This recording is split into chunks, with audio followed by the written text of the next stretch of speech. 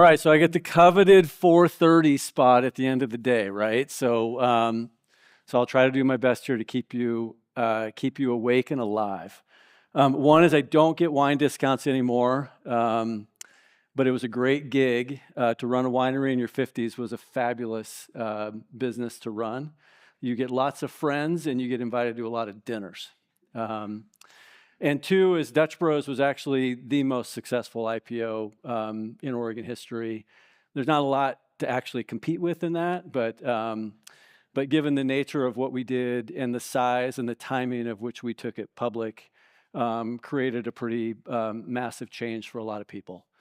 All right, so I know there were some people in this room that were here last year over at Tower Theater when I did a little work there.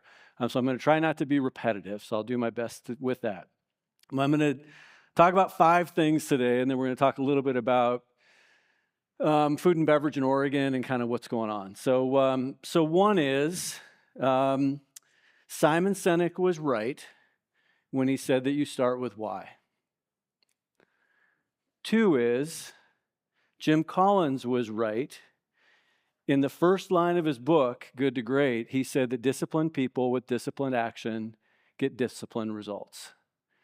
And for all the people in the room that are in that phase of building your business and building your company and figuring that out, the discipline of that is super important. And I'll tell you a little story about that. 3 is, when Alice came to the fork in the road in Alice in Wonderland, she ran into the Cheshire Cat. And Alice said, "Which way shall I go?" at the fork in the road. And the cat says, "Any road will get you there if you don't know where you're going." Tell a little story about that. Number 4 is Fred Walker. I'm a product director at Johnson & Johnson in the mid-90s. We handed out a lot of business books at that time. And he handed out, and he opened it with, "This is the best business book that was ever written." Best business book ever written. A room full of MBAs, except me. My degree's in education from Oregon State. Lots of people spent a lot of money on their degrees.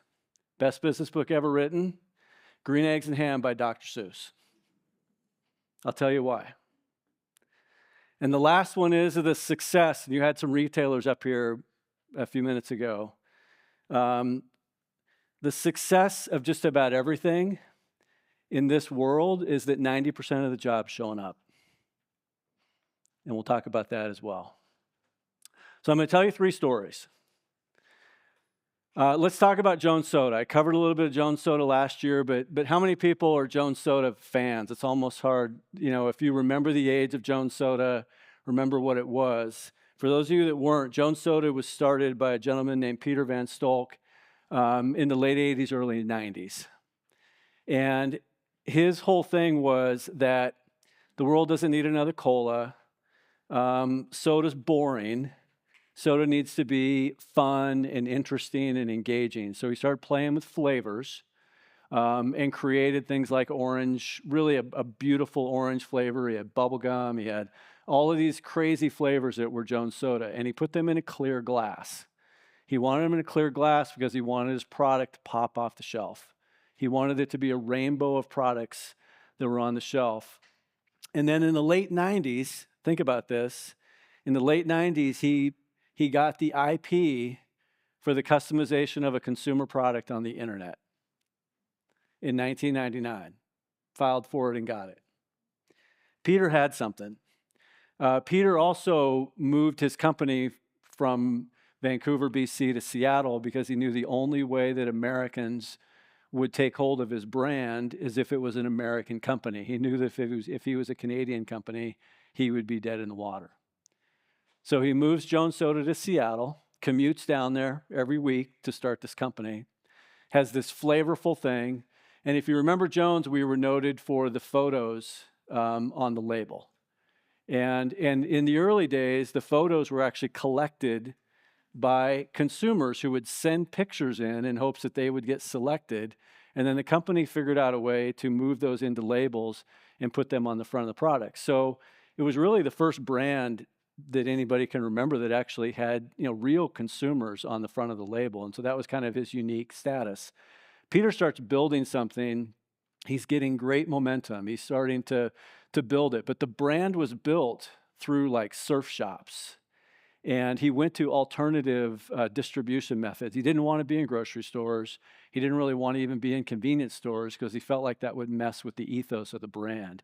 He wanted surf shops. He wanted skate shops. He wanted like different kind of retailers. He wanted places like Zoomies and places like that were like super cool. And he wanted like little refrigerators in all these alternative places because he wanted to be the alternative soda and connect really with the skaters and the snowboarders and the surfers. And it takes. Tony Hawk loves it. This is Tony Hawk 25 years ago, right? Like Tony Hawk's still cool. He's still in commercials today. But Tony Hawk 25 years ago was super cool. And Tony Hawk loves the brand, and it starts to kind of take. Now, we're pre-social media. Jones was built for social media. There's no social media, right? iPhone doesn't launch until what, 08, 07, whatever, 06. But the brand's moving. He takes it public in 2004, listed on NASDAQ.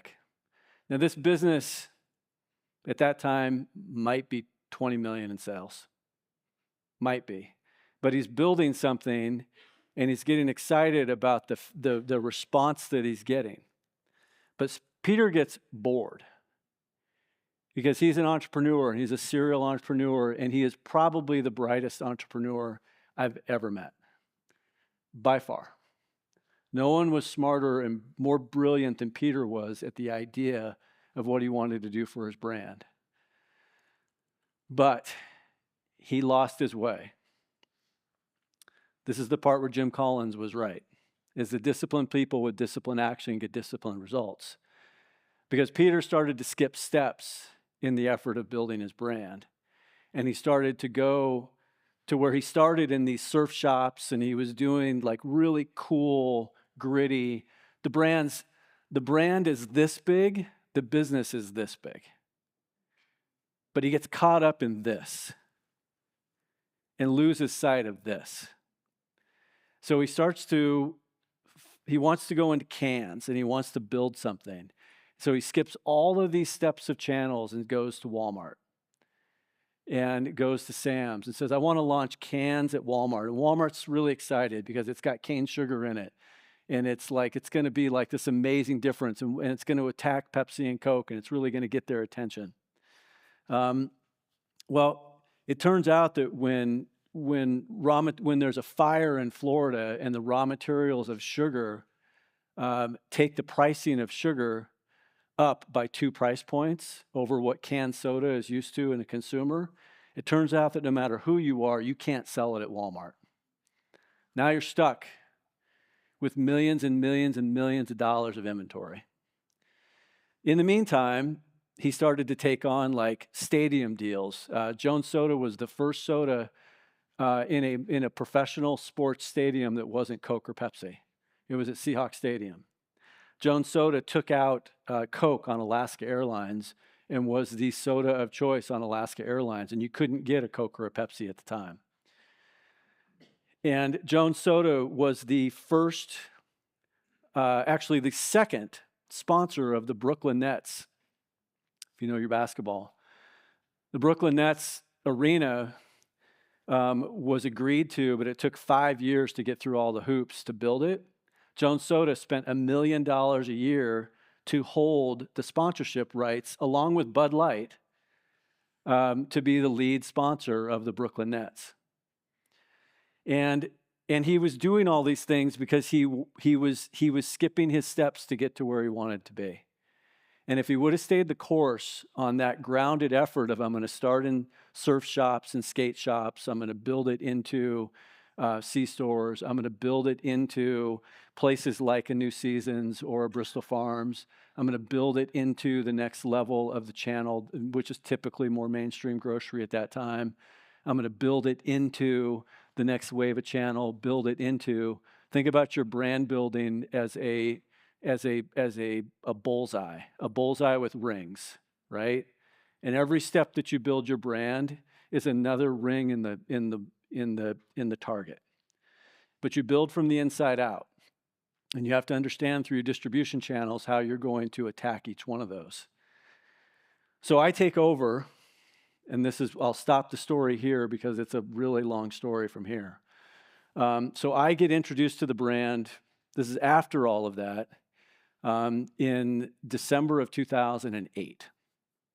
So think about the timing. I'm the professional guy who's going to come in and take Jones Soda to like the next level, right? Until I get in there and I figure out really it doesn't make money. We have a problem on our hands. Remember, we're listed on NASDAQ.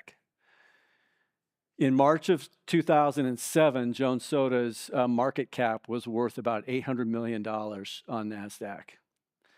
In March of 2008, I had the opportunity to do my first ever public earnings call. And we announced a $10 million loss on $10 million in sales. And catching up to the things that kind of got out of the way of this discipline that he should have been keeping, we had to catch up on all of these expenses that were happening. And the fun part is that we were the biggest loser on Wall Street the next day.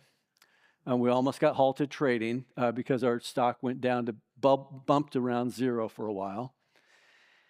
And I still have the Wall Street Journal. At that time, it would list the biggest winners and the biggest losers, and we were number one on the biggest losers of the day. So humbling experience, but it's a story, and the story goes on about the discipline of building your brand. And as you think about the steps that you're taking and the channels you want to grow in, sometimes those things won't happen as fast as you want them to, but you've got to be disciplined in your approach to how you attack it and how you build. That's story number one. All right? Story number two is Simon Sinek says start with why. Stumptown Coffee, 2012. I get introduced to Stumptown because they had this thing called toddy that they were doing in the back of their cafes, and they were hand making it. Their toddies were handmade. It probably had, I don't know, an 8-ounce cup of it probably had 300 milligrams of caffeine in it because it was so dense and so thick. Well, we now know those toddies as cold brew. But Stumptown had always been in like this. Stumptown was like, when I first met Stumptown, they were in a house in Southeast Portland, and the amount of animals that were in the house were about the same as the amount of employees. It was that kind of culture. It was super gritty. They didn't like the man. They didn't want to be professionalized. And Dwayne Sorensen founded that company on quality. It was all about quality. It was all about Starbucks was getting too mainstream. Starbucks was they were basically selling burnt roasted coffee. And he wanted to bring the art of coffee to the consumer. So Dwayne was all about like forget the man. We're going to be gritty. We're going to tell a story. We're going to bring some of the greatest producers in the world that nobody knows about, and we're going to bring them to market. And it was an art, and it was important. And it also took care of families and kids in these third world countries and gave a lot of money back. But I get in there, right? Okay, here I am, right? CEO, white collar guy, and I've got to figure out a way to convince this team that was now private equity held, because Dwayne ended up selling 92% of the company to private equity. I've got to figure out a way to get everybody motivated on why we need to do this. And so the most important thing I did at Stumptown was I started with why. And why it was important that we did this, why it was important that we shared their body of work with more people, why it was important to the farmers, why it was important to the consumer, why it was important to our customer base, that why they sell Stumptown versus anybody else. We had to figure out our why. And once we figured out our why, then we could go. And with Stumptown, everybody started to get into the creativity and the culture and the art and why we existed. And then we wrote this 100-page business plan of how to take cold brew to market and get it out of the back of a coffee shop that's made as a toddy and how to actually put that in its if you remember, Stumptown's cold brew originally was in a stubby bottle, which basically was the Full Sail Sessions bottle. We just bought it extras from them. And we figured out how to produce it, bottle it. We created our own system for cold brew, which was one of the ways that Paul Evers and I reconnected. Is that I showed Paul our system of how we built cold brew, which helped him get Riff off the ground. But we had to build something, and then we had to start to think about channel management, and we had to think about brand building, and I've got to start introducing like points of interruption inside of grocery stores. And I've got to start thinking about, we have a private equity sponsor. And by the way, when you have a private equity sponsor, there's two guarantees. One is they buy and the other is they sell. And we now have investors. So we have a responsibility to our investors. Whether we like it or not, we have a responsibility to our investors to deliver back to them a return on their investment in what they bought into. And so starting with that why and making sure we were grounded at the source of why we were there and what we were doing was the most important way to get Stumptown moving forward. And once we got that moving forward, and once we created that unlock for the team, we were all in. Everybody was on the same page, and we went gangbusters. We took cold brew through the roof in a very short period of time. We introduced this idea of putting third wave coffee onto mainstream grocery shelves and talking to the retailer about how they take up their margin, how they can add price into the category that basically had been commoditized, and how they bring profit back into it. We started to become category leaders as we built third wave and took that to market. Eventually got the attention of Pete's and JAB, and they bought the company, and we transitioned that. The cool part about what Pete's did is that Pete's committed that they would keep Stumptown where it is and what it's about. And I'm really proud to say at this day that Stumptown HQ is still in Southeast Portland. It's still run by local people. It's still roasted locally. And it still has that effect that it's always had. And they've really done a great job of maintaining their culture, who they are. So you can get bought, you can sell for a big multiple, but you can still retain who you are as long as you start with why and everybody understands what that is. Okay, the last story, before I move into a few other things, is this idea of if you don't know where you're going, any road will get you there. And that's the story of Dutch Bros. Dutch Bros and the story of Dutch is pretty amazing. It's pretty well documented. Trav and Dane started the company, Coffee Cart, 1992, in Grants Pass, by the railroad tracks in downtown Grants Pass. The only reason they ever got into that business was to make people happy. That's all they really wanted. And they used it through this vehicle called coffee. And really what it was is that Trav discovered a mocha. And Starbucks hadn't been in Southern Oregon yet, so this is early 90s. And there was this woman at this restaurant that was making this thing called mocha with espresso. He called it espresso. And he discovered this mocha thing, and he took it to his brother, and he's like, taste this. This thing is amazing. This is absolutely amazing. We can do this. And so they came up with this business model of this coffee cart. And if anybody was around in the early 90s, that was kind of a thing. There were coffee carts kind of everywhere in lobbies of offices, and it was small businesses kind of all over the place doing these coffee carts. Well, they started this coffee cart, and then they kind of bumped along. Now, Dutch Bros bumped along for the better part of 8 to 10 years before it kind of found its way.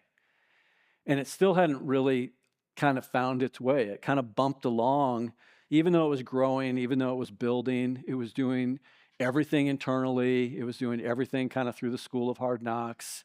They were starting to figure out their way. They knew that they were never going to give up culture, no matter what. And that Dane, until the day he died, said that take care of the customer, take care of your people, the money will follow. Take care of your customer, take care of the people, the money will follow. But if you do everything for the money, you will lose your way.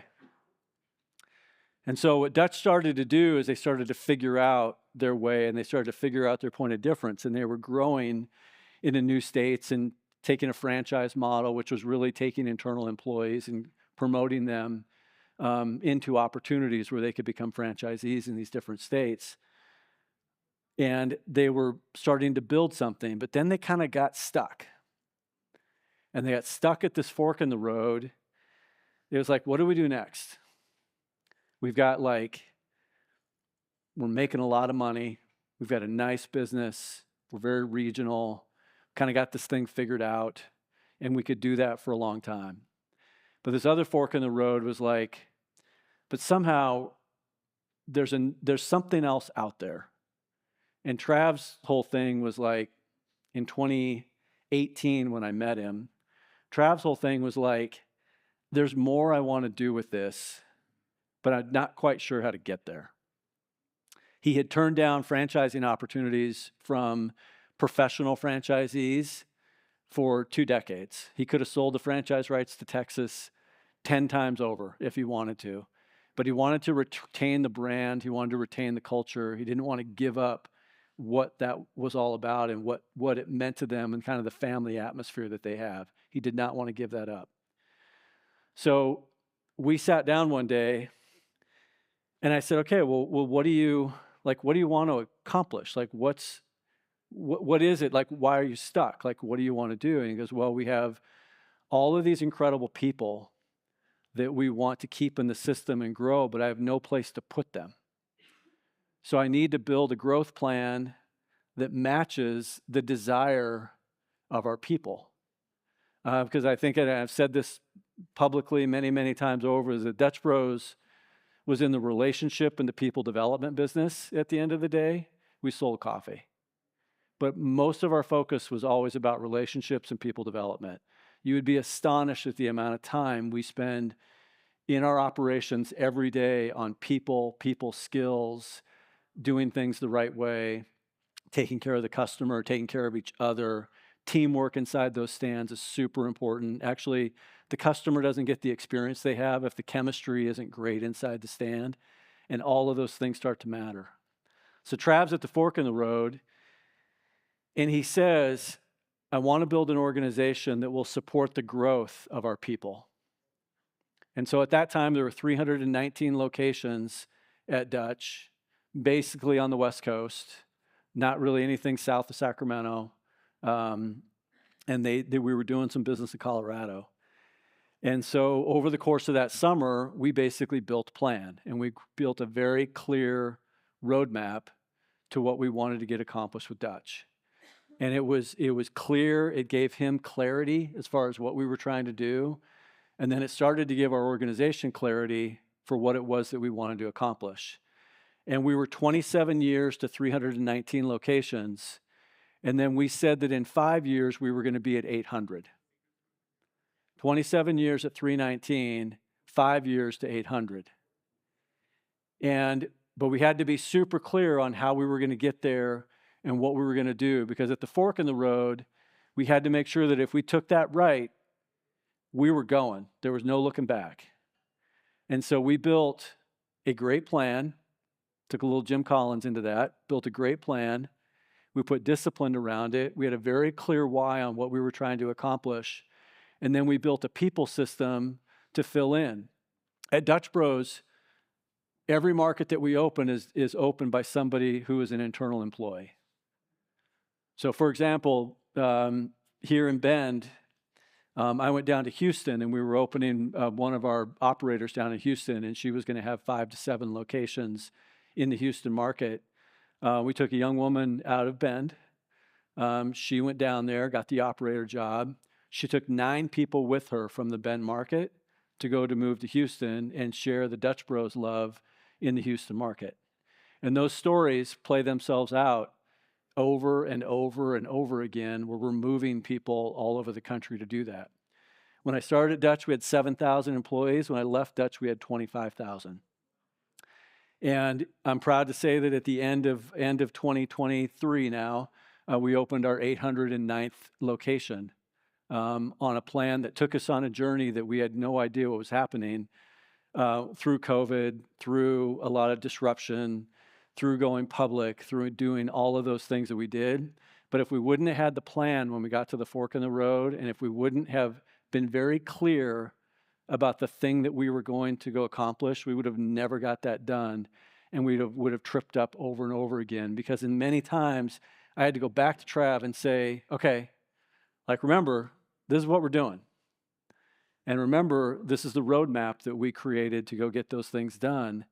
And we have to stay disciplined on getting that done. And if that meant making some personnel changes, we had to do that. If that meant updating our brand strategy, if that meant improving our tech stack to be able to do those things, we had to invest in order for us to achieve the things we wanted to get done. So as long as we stayed on that map, we were going to get that done. And who knew all that other stuff was going to happen in the meantime? And every one of those things is another story for another time. But achieving what we did in that 5-year period through the disruption and the changes that we had during that time was all about hitting the fork in the road for him, and then committing to a disciplined strategy to execute. And so you are, no matter where you're at the stage of your business, and I'm sure you've already been there a few times, that fork's going to hit you squarely. And you're going to have to make a call to which way you go. But once you make that call, have a plan, know what you want to do, and go execute the heck out of it. In fact, commit to it and go get it done. Don't look back. Go get it done. And that's why Dutch Bros became so successful. And again, I could tell Dutch Bros story for a long time. It's a great story and a lot of fun. I'm really proud of what that team's doing today. All right, a couple other things. Let's talk about the 90% rule. So as you're building your companies and as you're doing the things that you want to do, first and foremost, culture is your number one thing in your company.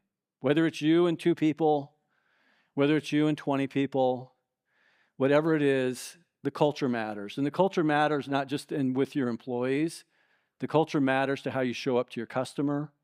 The culture matters because your brand actually should present the type of culture that you run for your organization. Everything that you do should come back to the center of the culture of what you're trying to build. If you want off your business, it'll eventually bite you, and you will not have the success that you would like to have if you don't understand the culture that you're trying to bring. And again, that's culture in everything.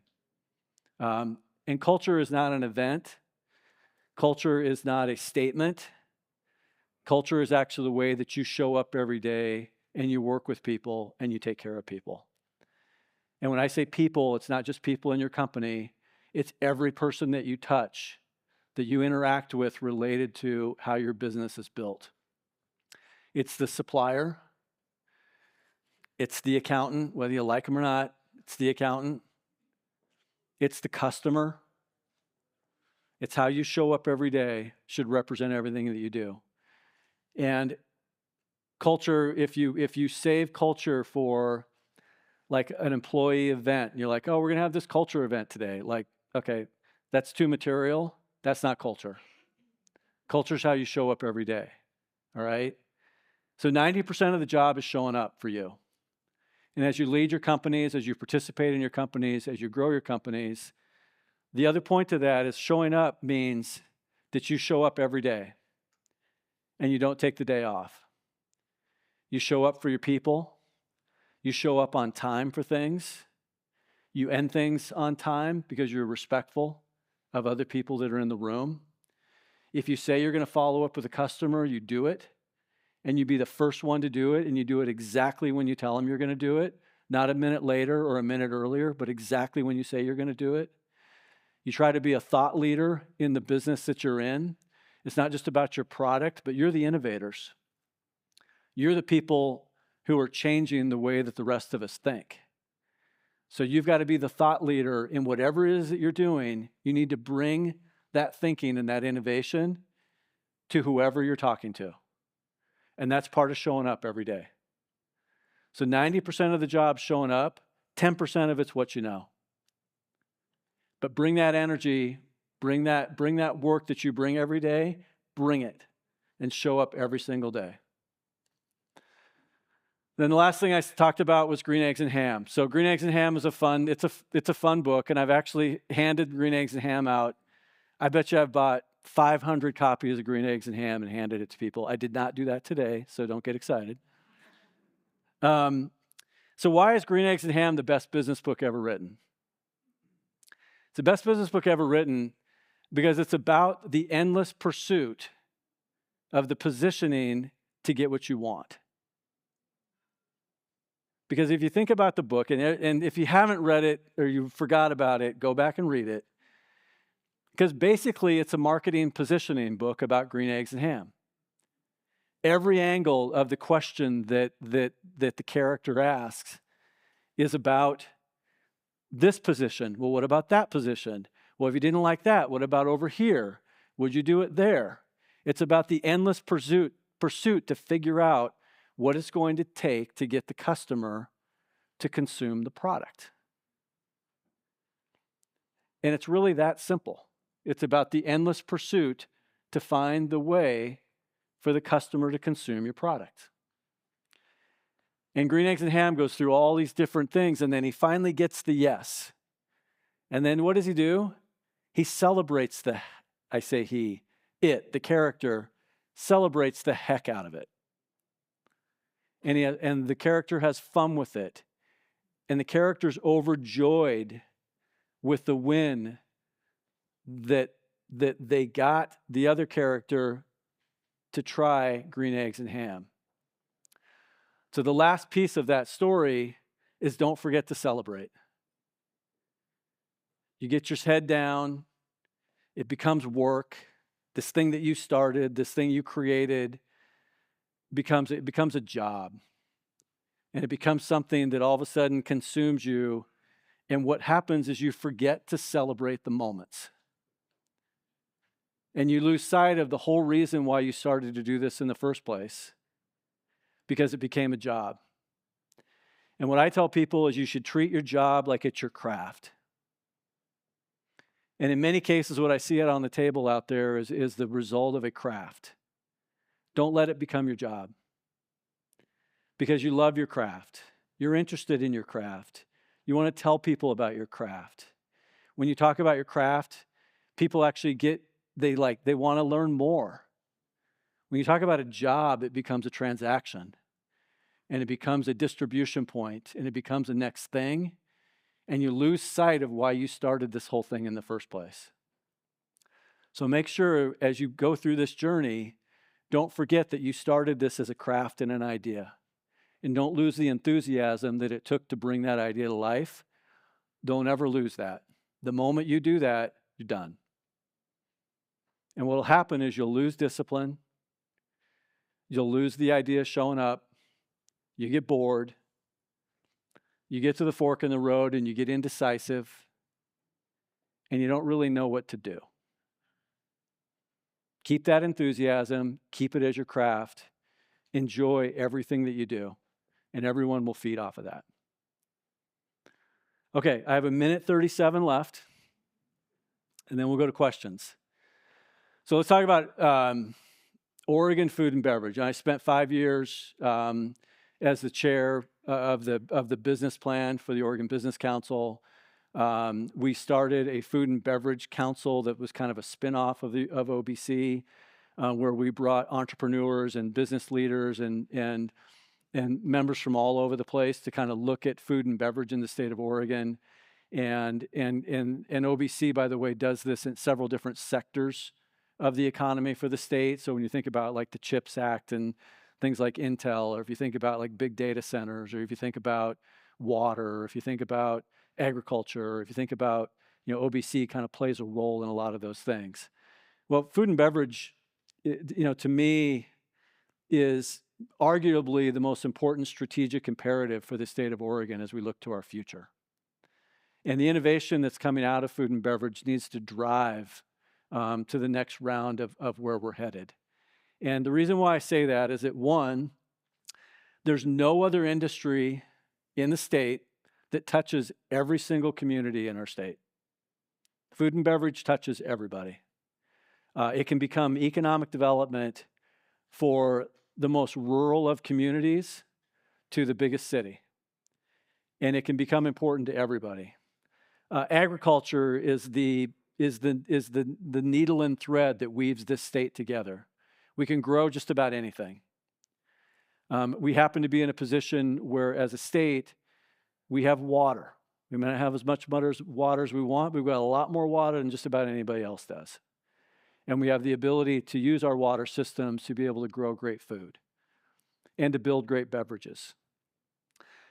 So what we're trying to do as a state is trying to bring our food and beverage systems and raise it up a level. Like, you don't hear a lot about food and beverage.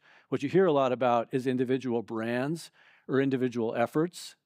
But when you take all of those things and you put them all together, they're one big behemoth of a business for the state, and one that we need to put a lot more resources and energy into to grow for our future.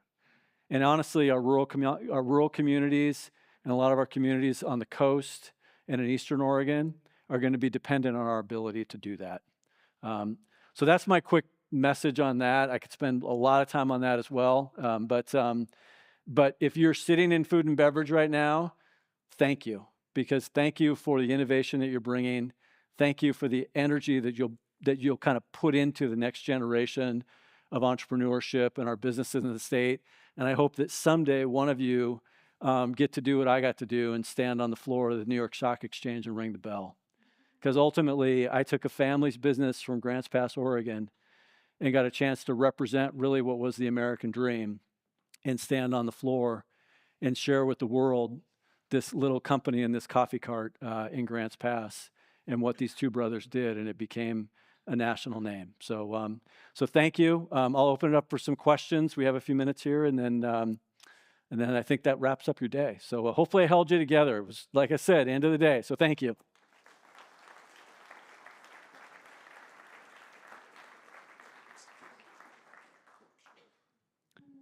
Any questions? And if not, if I'm between you and a beer, like, I totally get that too. So, right here. You mentioned the concept about really being dedicated to the plan you create. Thank you very much. You mentioned that the idea of being dedicated to the plan that you create. There's a phrase I always often hear, and I'm wondering how much it relates to you. It's plan tight, hang loose. So you have this hard plan, but there's things coming at you left and right. Or are you kind of like, no? No, you always need to adapt. So if that's hanging loose, then I think that's right. But I think that you are, in my teams, we are constantly evaluating our plan, and we're constantly adapting to what the world is throwing at us. We're never really losing sight of what I would say our larger imperatives are, but we're willing to adapt within our system to be able to achieve those things. Because, listen, as much as you'd like to predict exactly what's going to happen, it never really works out that way.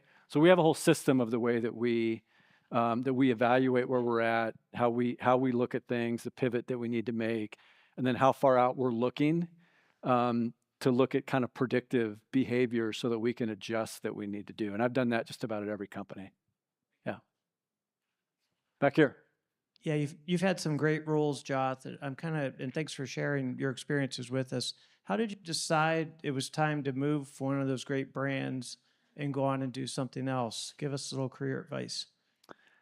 I guess that I actually don't think a CEO should be in a job for any more than probably 5 to 7 years. I think that it's good for a company to have turnover at that spot because I think it keeps the business fresh. I think it keeps the hang loose mentality a little bit here. And I think fresh eyes on a business model keeps the innovation moving. That's one reason. The other reason is in most of these businesses that I've been in, I signed up for a kind of a project, which was basically a founder-led company that stuck. And whatever the situation is, we've got to be able to build a plan and execute it and then prepare it for the next round of leadership to come in. So the Dutch Bros thing, honestly, I was only going to be there for 5 to 7 years, and I had several objectives that I personally had of what it was, of when I would know it was time for me to move on. And one of the things I said to Trav, honestly, we'd taken it public, we had built this growth plan, we were executing it, and we were becoming pretty big, right? And I told Trav one day, we're sitting in his office, I said, I said, we're both like, I think pretty smart, like think we've done a good job. But every day we wake up and this is a brand new day for us. And there's other people that are out there where this is actually pretty small, but they know the journey that it's going to take to get that done. And so maybe we're at a point where we've proven ourselves and we can start to recruit some really good talent to come in and actually run this company where 1,000 locations doesn't feel big to them. It just feels like another step in the road. So as we built to 4,000 locations, I think we have a team in there now who's really excited about it. They understand how to do it. They know the structure that it takes to make that happen. And it was time for us to kind of step aside and let them do it.